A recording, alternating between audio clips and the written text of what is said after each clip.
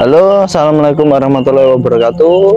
Koncon MK kembali lagi dengan kita di Misteri Kejawen. Pada kesempatan malam hari ini kita akan menemui Bopo Samudro. Nah, jadi untuk teman-teman MK dimanapun Anda berada, pastikan kalian simak video kita dari awal hingga akhir, sehingga kalian tahu apa yang akan disampaikan Bopo Samudro biar tidak salah paham seperti itu. Nah, akan tetapi sebelum masuk ke channel kita, terlebih dahulu teman-teman support dengan cara like, komen, dan subscribe, dan tekan tombol lonceng agar notifikasi muncul di beranda kalian saat kita membuat video.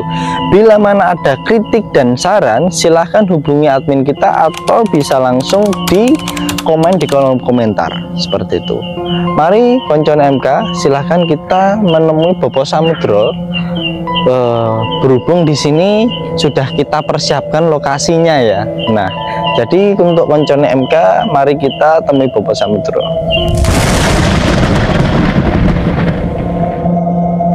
Assalamualaikum koncon MK. Alhamdulillah pada kesempatan malam hari ini kita sudah bersama dengan Bopo Samudro, yang beliaunya pada kesempatan malam hari ini akan menceritakan beberapa fenomena mengenai ilmu santet. Nah, seperti itu. Jadi apa yang akan dibahas, jadi entah apa ya, jadi bisa dibilang itu entah santet entah teluh ya, saya kurang paham karena yang tadi kita briefingnya itu ya seperti itu gitu yang saya tangkap ya. Jadi biar kalian tidak penasaran, nah mari kita langsung tanya-tanya ya kepada Bopo Samudro. Nah, oke. Assalamualaikum Bopo. Waalaikumsalam warahmatullahi wabarakatuh. Alhamdulillah Po, pada kesempatan malam hari ini kita dipertemukan dengan keadaan jadwal walafiat. Nah, untuk malam hari ini Po, apakah betul kita membahas mengenai santet atau teluh seperti itu? Kita akan membahas masalah pengalaman dari salah satu rekan saya kena teluh brojo, Mas. Oh, jadi ini kisah yang dimana ini kisah ya Po ya? Kisah ya. Jadi itu. Nah, jadi kisah ini menceritakan bahwasanya rekan Bopo Samudro ini terkena teluh atau dibilang santet gitu ya Po ya? Teluh Mas, teluh santet, beda ya? Santet beda Mas. Jadi teluh sendiri, teluh santet sendiri ya? Nah, itu udah lama Po? Ya lumayan lama Mas, kejadian itu lebih kurang tahun 2016 Mas, lebih kurang. Oh, 2016. Oh ya, jadi gini saja, waktunya saya persilahkan. Jadi kita langsung saja Po untuk ceritanya. Monggo. Ya. Terima kasih Mas Brenda atas waktu dan kesempatannya. Sebelumnya saya mengucapkan dulu salam kepada seluruh tim Misteri Kejawen, juga seluruh pemirsa dimanapun berada. Semoga pada malam hari ini kita diberikan sehat walafiat tanpa kekurangan suatu apapun. Assalamualaikum warahmatullahi wabarakatuh.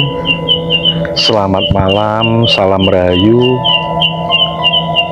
dumateng sedaya seluruh pemirsa Misteri Kejawen. Gini Mas, saya akan sedikit memberikan pengalaman teman saya yang kena teluh brojo, Mas. Nah, teluh brojo ini beliau seorang pengusaha kayu, Mas. Jadi dia pengusaha kayu mulai dari kayu bakar, terus bikin palet kayu, dan kayak balok-balok gitu, Mas. Mungkin pokoknya dunia pengrajin kayu gitu. Nah, ini dari kisahnya gini, Mas, ya, dari teman saya yang pengusaha kayu. Jadi di penggergajian kayu, Mas, ya. Di penggergajian kayu itu memulai membuat dari kayu bakar, ada yang dibikin kayak palet gitu ya, Mas, ya, untuk ngangkut kayu itu. Ada kayak sejenis balok atau lempengan gitu, mungkin dipakai apa ya, nggak terlalu paham dunia kayu intinya gitu, Mas. Kejadiannya begini, Mas. Teman saya itu kan dia punya saudara. Nah, dia punya saudara dan punya relasi. Namanya orang pengusaha pasti ada relasi, Mas, ya. Relasi sesama pengusaha kayu. Nah, ceritanya gini. Teman saya itu berawal dari minta tolong masalah dia sakit. Ya sedikit banyak karena saya sedikit banyak bergerak di pengobatan, Mas, ya. Jadi teman saya itu mulai dari awal sakit itu terus keluar masuk rumah sakit. Nah, keluar masuk rumah sakit itu enggak cukup, maksudnya itu enggak cukup sekali dua kali, itu berkali-kali dan berulang-ulang. Nah, di dalam sakitnya itu teman saya gini bilang, Mas, saya itu kalau pulang sakit, tapi kalau dibawa di rumah sakit dites itu nggak ada penyakitnya. Berawal dari situ, Mas. Ya, kita pertama sebenarnya nggak terlalu gimana ya, berlebihan, oh ini kena tertentu, enggak. Sebenarnya kita berilmiah aja, logika aja. Oh ya, karena namanya pengusaha kan jelas sibuk, Mas, ya, sibuk ngurusin kayu, mungkin karyawannya, belum masalah pribadinya dia, mungkin cari barang dan lain sebagainya. Nah, dari kesibukan itu ya mungkin karena kecapean. Nah, karena kecapean yang berlebihan itu, nah, akhirnya saya sarankan untuk mengurangi aktivitas, dalam arti taruhlah untuk mempunyai wakil lah istilahnya, jadi yang kepercayaan yang bisa dipercaya dalam artian untuk di perusahaannya. Nah, karena apa? Karena dia terlalu sering keluar masuk rumah sakit. Dari situ akhirnya teman saya gini, Mas, kenapa saya ini kok kalau di rumah saya sakit, tapi begitu dibawa ke rumah sakit selang normal biasa. Nah, di saat akhirnya dia meminta tolong ke saya, minta tolong sama, Mas, tolong saya ini apa ya sakit tidak wajar istilahnya gitu, Mas. Nah, dari sini saya mulai berpikir, wah iya ya, namanya usaha pasti ada saingannya, Mas, ya, kendalanya pasti ada. Tidak tahu itu saingan bisnis apun dari saingan relasi yang lain ataupun siapapun lah istilahnya kan gitu, intinya kepersaingannya. Dari situ dia bercerita dia punya juga relasi Ya setelah dia sakit, kayaknya ya relasinya itu kok usahanya semakin meningkat. Nah, relasinya itu ngelihat temennya sakit itu kayaknya seneng gitu loh Mas. Mungkin dia berpikir dengan dia sakit-sakitan usahanya akan bangkrut. Karena apa? Yang diserang itu bukan cuma usahanya sepi, tapi juga yang diserang itu keluarga daripada teman saya itu yang pengusaha itu Mas. Keluarganya bukan cuman bosnya atau istrinya, itu hampir satu keluarga. Ya bukan hampir satu, keluarga. Ancamannya begitu. Nah, terus akhirnya karena kita besok juga ke rumah sakit, dia juga datang ke rumah. Nah, temennya pengusaha saingannya dia itu mempunyai gelagat yang kurang bagus kalau saya melihat ini. Terus akhirnya saya tanya teman saya yang sakit dong, Pak, pernah mengalami kejadian apa saja di rumah? Masalahnya itu berkisar hampir 2 bulanan Mas. Itu mungkin lewat sedikit sudah mungkin hampir satu keluarga sudah habis kena imbasnya. Masalahnya ya mohon maaf sebelumnya, karena jenis yang dipakai itu jenis teluh brojo. Teluh brojo itu yang disasar bukan cuma tempat usaha, paling utama yang disasar dari keluarga Mas. Jadi dibikin sampai dia meninggal gitu. Kalau kelasnya jenis teluh brojo. Nah, dari kejadian teman saya itu akhirnya saya ritualin tertentu Mas ya, saya doakan. Nah, akhirnya karena rumah dengan tempat usahanya kan tidak jauh Mas, berdekatan, bersampingan Mas. Nah, dari situ akhirnya kita lihat tertentu, akhirnya saya menemukan sesuatu Mas, sesuatu pasangan untuk membuat satu rumah itu sakit. Jadi mulai bapaknya teman saya itu, istrinya, ganti anaknya, itu sudah ancamannya sudah mengarah ke meninggal. Nah, dari itu saya menemukan ini. Akhirnya saya ritualnya kalau tidak salah itu harinya Jumat Mas ya, Jumat apa ya? Jumat Pon apa Jumat apa itu Mas ya. Akhirnya saya ritualin. Nah, di situ saya sampai ngomong kepada teman saya, Pak, tolong kalau Bapak percaya, ini rumah diemper, karena rumahnya kan sudah keramikan Mas, sudah dicor keramik. Ini ada suatu pasangan tertentu, istilahnya untuk syarat tertentu untuk biar satu keluarga sakit. Akhirnya otomatis kalau keluarga sakit kan usahanya kan gagal, otomatis kan bangkrut.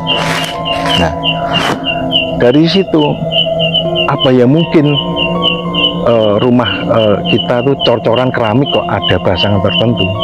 Sekarang kita buktikan saja Pak, yang penting karena kita ngomongnya dia juga menyanggupi, ya udah akhirnya dibongkar Mas. Kira-kira ada lebih kurang 2 keramik sampai 3 keramikan Mas. Nah, akhirnya kita bongkar. Nah, di saat kita membongkar itu kita menemukan pasangan ini Mas. Ini Mas jenisnya. Itu bisa didekatkan, Iya, agak dekat biar teman-teman tahu. Dari didekatkan itu posisinya itu dari samping, depan, dan belakang gitu Bu, biar tahu gitu. Nah,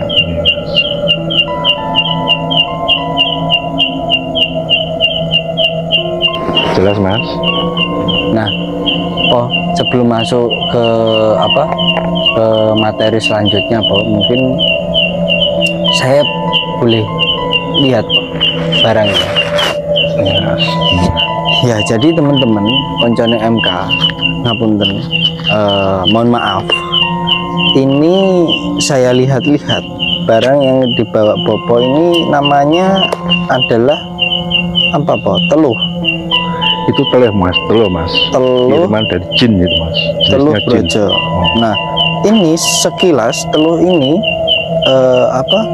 tampak seperti kepala manusia, tetapi badannya ini ular, mas. Dililit kayak ular naga ya Pak ya? Iya. Bukan ular naga mas, kayak ular berbisa gitu mas, kayak ular kobra gitu mas. Oh iya ya Pak, seperti kayak ular kobra ya. Iya. Nah, tetapi ini membatu teman-teman. Jadi ini seperti membatu, seperti ini teman-teman. Bisa dilihat ya kan. Nah, dari tampak samping kepalanya seperti ini. Nah, kepalanya seperti ini. Ini cukup saya juga penasaran, apakah ini juga masih bisa difungsikan, Pak? Sebenarnya bisa, masih bisa. Bisa ya, Pak? Bisa. Nah, ini Bapak dapat dari? Ya dari pasangan tadi tuh mas. Dari pasangan tadi? Iya. Masih ada di Bopo? Iya. Berarti ini kiriman? Iya. Kirimannya si siapa? Dukunnya sana? Iya, otomatis. Gitu. Biar satu keluarga itu sakit semua mas. Nanti bahkan berujung sampai meninggal. Kalau ini, kalau kita bisa melihatnya seperti hidup teman-teman, seperti itu, seperti hidup. Jadi teman-teman perlu waspada, karena apa? Ya namanya ini suatu penyakit itu ada yang medis dan ada yang non medis itu. Nah, untuk selanjutnya bisa langsung dilanjutkan, Pak? Oh ya, ini mas ya. Terima kasih. Nah, gini mas, kita kembalikan lagi ke pokok permasalahannya. Karena jenisnya ini teluh santet, teluh brojo, ini yang disasar ini bukan sekedar tempat usahanya, tapi yang lebih utama tuh ke personal, ke orangnya yang punya, yang dituju. Nah, kejadian ini akhirnya si yang teman saya yang sakit itu bilang ke saya, Mas tolong ini supaya rumah saya dibersihkan. Masalahnya apa mas? Begitu barangnya pasangan ini kita angkat dari rumahnya si yang sakit itu, teman yang sakit saya itu keadaan keluarganya berangsur-angsur membaik semua, mulai dari suaminya yang paling utama, yang kedua istrinya, anaknya, bahkan bisa sampai ke pembantunya yang sakit. Nah, mulai dari keluar masuknya rumah sakit bergantian terus ini mungkin nggak lama sebenarnya, andekan terlambat sedikit sudah korban mas, ini sudah ada korban. Masalahnya ini namanya jenis teluh brojo itu jangka waktunya ada. Jadi untuk kurban itu jangkanya maksimal itu biasanya yang pernah saya tahu itu 1 tahun mas. 1 tahun kurban, tidak tahu itu berapa jumlahnya di rumah, itu pasti sudah meninggal kena efek daripada kiriman teluh brojo ini. Nah, dari kejadian ini akhirnya begitu kita angkat dari basangnya, tempat basangan itu, senengnya gimana mas ya, namanya orang taruhlah namanya orang sakit dapat obat lah istilahnya gitu mas. Masalahnya sudah berobat ke medis, sudah habis berapa kali, tidak ada ujungnya, tidak ada semuanya. Masalahnya namanya dunia non kasat mata, dunia goib itu kan luas Mas ya. Apalagi dunia bisnis. Sebenarnya bukan cuma bisnisnya, banyak versi Mas. Bukan cuma bisnis saja kalau kita melihat kasus ini sebenarnya. Masalahnya apa? Kadang sepele Mas, ada bukan gimana ya, kayak mungkin ada usaha kecil-kecilan juga saya pernah mengalami sejenis pasangan kayak gini. Cuma dulu itu sejenisnya bukan gini, jenisnya kayu ingas Mas, jenisnya gitu. Dan sejenis kayak apa itu,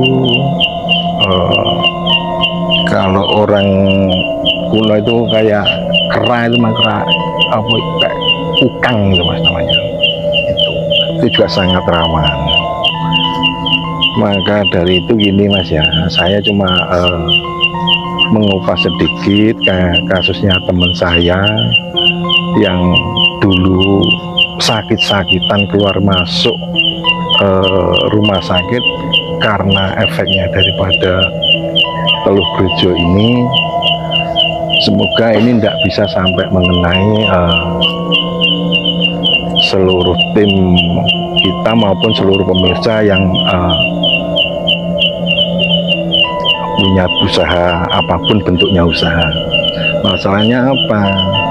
Jenis teluh ini sangat fatal. Satu, itu bukan cuma merugikan istilahnya usahanya aja, juga langsung ke personalnya. Saya kira yang paling utama itu Mas ya. Yang kedua, dari kejadian itu sakitnya itu agak aneh-aneh Mas. Satu, ada yang perutnya, terus yang istrinya ada yang kakinya yang sakit, yang hanya ada yang kepalanya. Jadi sakitnya itu macam-macam. Padahal sebenarnya ya kalau orang lihat mungkin seorangnya sakitnya beda-beda. Karena apa? Karena lilit sebenarnya kalau kita bisa mungkin ya pemirsa bisa bilang, sebenarnya itu kan lilitan daripada ular itu Mas. Kiriman yang berbentuk ini tadi, nah itu untuk menyakiti satu rumah. Nah, makanya namanya digigit ular bagaimana kan? Yang jelas apalagi namanya ular berbisa, otomatis kan ya jelas intinya kan bahaya Mas ya. Mengalah jelas, kalau penanganannya lambat ya otomatis meninggal jadinya. Terus lebih lanjut dengan melihat sakitnya daripada teman saya itu, saya melihat itu sampai sakitnya itu ya ampun. Orang pertama itu Mas ya, sakitnya sampai gulung-gulung yang laki. Nah terus istrinya kok sakitnya prosesnya kayak lewat menstruasinya. Ya jadi sakitnya, jadi bermacam-macam. Nah kalau anaknya, mungkin anak itu dulu masih kuliah kalau saya itu sakit kepala. Jadi dia masuknya seolah-olah itu logika, padahal di bawah non logikanya ya ada kiriman ini. Nah dari situ Mas masuknya dunia non medis beriringan dengan medis. Dari orang makanya dimasukkan rumah sakit tidak ada penyakitnya, di rumah sakit lagi. Dimasukkan rumah sakit nggak ada sehat, di rumah sakit lagi. Nah, kejadian itu membuat namanya orang jelas putus asa ya. Gimana nggak putus asa? Lihat situasinya kayak begitu. dari situ akhirnya keluarga terus panik Mas ya, panik akhirnya sudah kehabisan akal. Apa nih, orang sakit kok satu keluarga kok bergantian, terus kok kayak nggak masuk akal. Nah, dari situlah saya akhirnya berusaha semaksimal mungkin saya akhirnya menemukan pasangan ini di depan rumahnya itu. Ya alhamdulillah dari situ berangsur-angsur terus mulai membaik, terus akhirnya bisa sembuh. Tapi kalau itu sampai lambat sedikit Mas, mungkin sudah ada korban. Itu korbannya tergantung keluarganya berapa. Masalahnya apa? Ini mayoritas namanya kena teluh sejenis brojo ini satu korban satu keluarga. Biasanya ada jangka waktunya Mas. Jangka waktunya maksimal itu 1 tahun. 1 tahun yang dituju itu pas harus sudah istilahnya sudah selesai, sudah meninggal itu Mas. Bisa 1-2 bulan sekali, bisa sampai 3 bulan sekali gitu, tergantung apa itu jumlah keluarganya yang disakiti itu gitu Mas. Nah, jadi gini Pak, untuk teluh brojo sendiri itu berarti kategori teluh yang mematikan, Sangat Mas, ganas gitu. ganas ya Mas. Hanya orang-orang tertentu yang bisa melepaskan itu berarti. Ya banyak Mas, sampai tergantung ya, dia memperdalam enggak gitu aja Mas sebenarnya. Terus biasanya Pak itu kan yang namanya teluh kan kasat mata tuh Pak. Maksudnya di dalam arti orang awam itu loh Pak. Iya. Nah, terus kok Bapak tahu letaknya di bawah apa keramik itu loh Pak? Iya. Gimana Pak? Ya kita ada Apa ritual terlebih dahulu atau gimana? ya maksudnya jelas gitu ini loh, Pak? Mas. Itu yang jelas kita tidak bisa ungkapkan dengan gimana itu, yang jelas ada pandangan batiniah kita Mas. Intinya Oh gitu ada ya Pak ya. petunjuk. Jadi maksudnya gini, maksudnya Bapak nggak ritual dulu di rumahnya, melihat kondisinya, enggak, akan tetapi sudah ada pandangan Iya. itu. Gini Mas ya, ini yang mengambil bukan saya suruh ambil orangnya, saya lihat dari rumah Mas. Oh alah gitu ya Pak ya. Jadi yang ngambil orangnya sendiri. Maksudnya biar dia tahu sendiri. Oh gitu. Ya memang kita yang jelas ritual tertentu Mas ya, sendiri di rumah. Kita lihat dulu, akhirnya kita lihat dari rumah itu.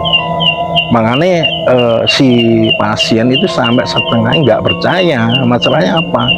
Itu rumah sudah dicor di keramik kok ada, ini apa ya mungkin? Nah akhirnya saya di rumah karena dia ngerang, saya kan akhirnya terpaksa harus datang Mas. Ini saya suruh bongkar. Ada itu akhirnya menemukan ini. Iya ya. Dan ini rasanya Mas kalau kita diangkat panasnya minta ampun Mas, bukan main luar biasa. Kita ambil panas, kita habis itu kita ambil tidak boleh dimasukkan ke dalam rumah Mas, kita harus taruh di luar dulu Mas. Kita taruhlah di netralin dulu lah Mas, kita gitu Mas. Jadi gimana ya, sangat-sangat mengerikan juga lah menurut saya ini. Iya. Itu Mas. Oh Pak, tiba-tiba saya juga ini teman-teman, karena suasananya ini di sini juga cukup mistisnya terasa. Ya tiba-tiba di sini juga baru kali ini Pak merasakan merindingnya minta ampun di tempat ini. Itu. Nah, lanjut Pak untuk apa? Bapak Samudro, mungkin ada yang perlu dibahas mengenai hal ini lagi. Ya, gini Mas, kita akan sedikit memberikan maksudnya gini. jenisnya teluh ini Mas ya. Satu yang disasar itu